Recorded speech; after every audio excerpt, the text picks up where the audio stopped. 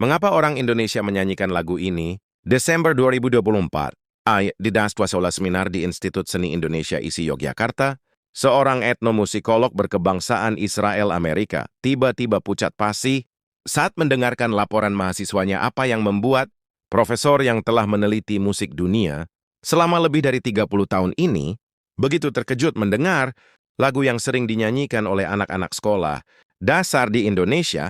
Ini adalah sebuah kisah luar biasa. The Swine di musik bersampai suara badai negara.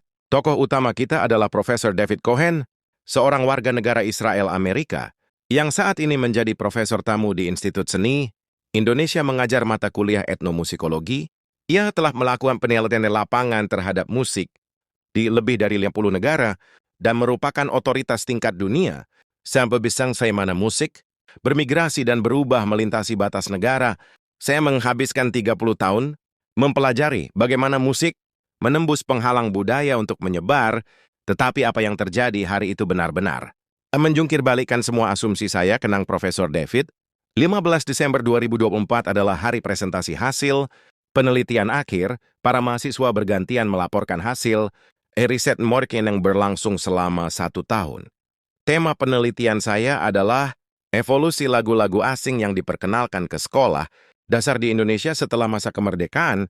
Yang menariknya adalah ada 2 lagu yang hingga kini masih populer dinyanyikan di banyak sekolah, kata seorang mahasiswi bernama Ananda Putri. Jujur saja, awalnya saya tidak terlalu memperhatikan. Prof. David mengenang suasana saat itu karena saya merasa aku mau pendidikan musik di Indonesia. Lagu pertama adalah lagu yang sangat akrab di telinga semua orang saat acara api, unggun atau kegiatan pramuka yang sering disebut lagu Mayim atau tarian Mayim. Silakan lihat cuplikan video asli dari sebuah sekolah dasar ini. Lanjut Ananda, tepat pada saat itu wajah profesor berubah. Nafas saya seolah berhenti seketika.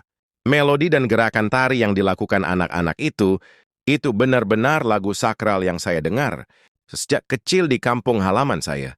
Tidak mungkin salah, namun kejutan itu belum berakhir. Lagu kedua adalah Dona Dona. Lagu ini bahkan masuk dalam buku teks pelajaran musik dan sangat populer di lingkungan sekolah. Tambah Ananda, keterkejutan Profesor David berubah menjadi guncangan batin.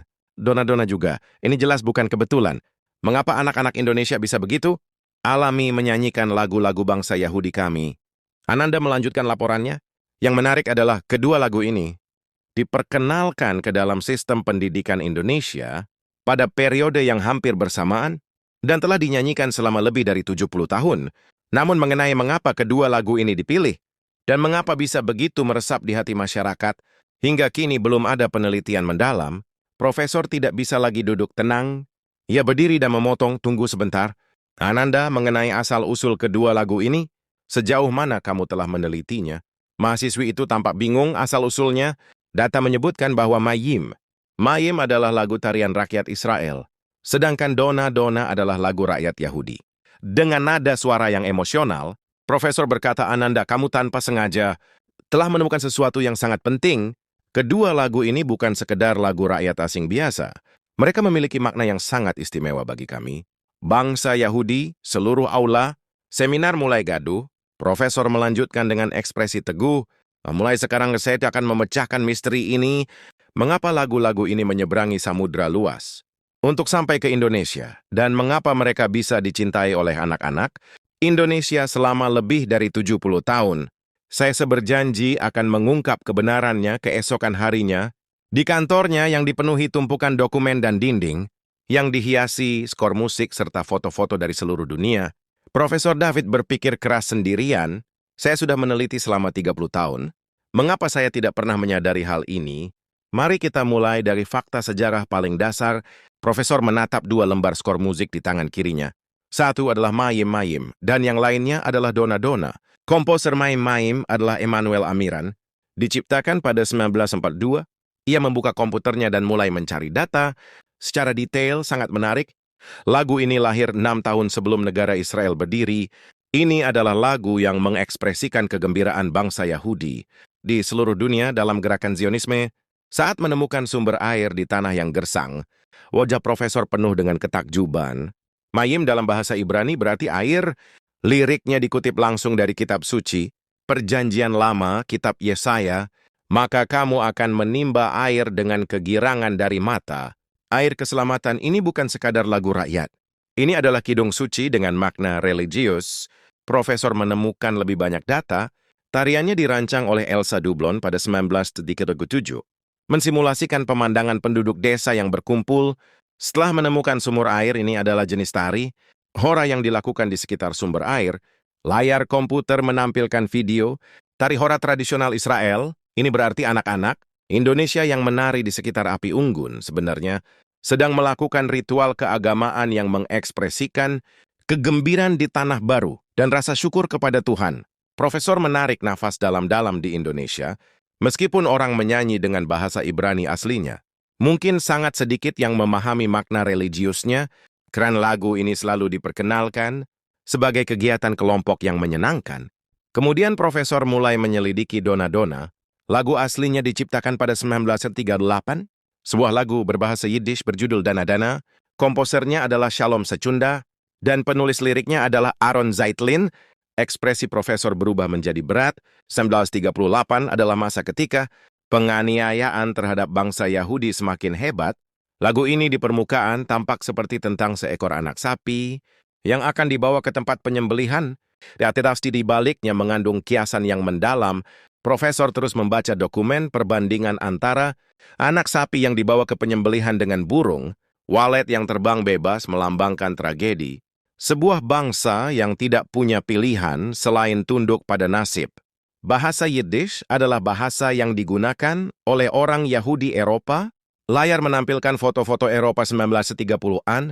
Ini berarti, ini adalah lagu yang penuh dengan kesedihan, seolah-olah meramalkan tragedi Holocaust di masa depan.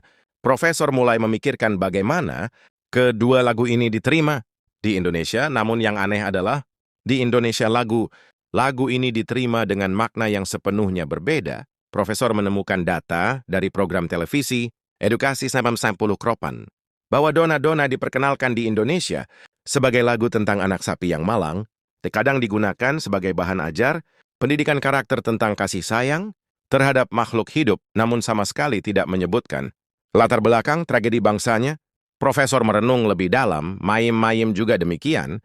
Lagu ini diperkenalkan ke Indonesia pasca perang melalui kegiatan organisasi pemuda seperti YMCA dan kemudian dimasukkan ke dalam kurikulum, namun makna religius dan nasionalismenya tidak tersampaikan, melainkan populer sebagai tarian rakyat untuk mempromosikan pemahaman internasional.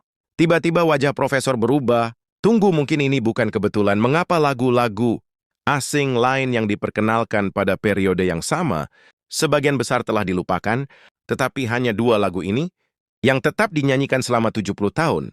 Profesor mulai membangun hipotesis baru. Apakah ada makna yang lebih dalam di balik pilihan ini? Mengapa lagu-lagu Yahudi bisa berakar di masyarakat Indonesia? Pada masa-masa awal pembangunan bangsa, mungkin selain pertukaran musik sederhana, ada tujuan lain yang lebih penting. Profesor memutuskan untuk memecahkan misteri ini dengan menyelidiki secara detail siapa reformis pendidikan musik saat itu. Dan untuk tujuan apa lagu-lagu ini diperkenalkan ke Indonesia, waktunya telah tiba untuk melaporkan hasil investigasi kepada para mahasiswanya. Nia Ananda dan mahasiswa lainnya berkumpul di kantor. Profesor peta dunia di dinding dipenuhi dengan pin warna-warni yang menandai jalur penyebaran musik. Semuanya setelah penyelidikan saya menemukan fakta yang sangat mengejutkan. Profesor memulai, ketika musik melampaui hambatan bahasa dan budaya, ia akan berubah dan beradaptasi seperti makhluk hidup. Ananda bertanya Profesor, perubahan seperti apa yang sebenarnya terjadi? Ambil contoh Mayim 1942, diciptakan di Israel sebagai himne syukur kepada Tuhan. 1950-an, lagu ini menjadi alat promosi pemahaman internasional di Amerika Serikat dan di Indonesia. Ia berubah menjadi lagu untuk mempromosikan kerjasama tim, biasa ceramah api unggun atau kegiatan pramuka. Profesor memproyeksikan 3 adegan di layar. Tarian religius di Israel, kegiatan perkemahan musim panas di Amerika, dan acara api unggun sekolah di Indonesia. Melodi yang sama, langkah tari yang sama, tetapi maknanya sangat berbeda. Inilah fenomena bunglon budaya dalam musik. Mahasiswa lain mengangkat tangan dan bertanya, tetapi mengapa perubahan seperti itu bisa terjadi? Pertanyaan bagus. Profesor mengambil dokumen penelitian psikologi itu. karena masyarakat penerima akan menafsirkan musik ke dalam bentuk yang paling mudah mereka pahami. Profesor menganalisis masyarakat Indonesia pasca kemerdekaan. Saat itu masyarakat Indonesia menekankan semangat gotong royong dan persatuan nasional, sambil juga berkeinginan untuk terhubung dengan dunia internasional. Bentuk lingkaran dalam tarian mayim. Mayim sangat cocok dengan suasana zaman yang mementingkan harmoni kolektif.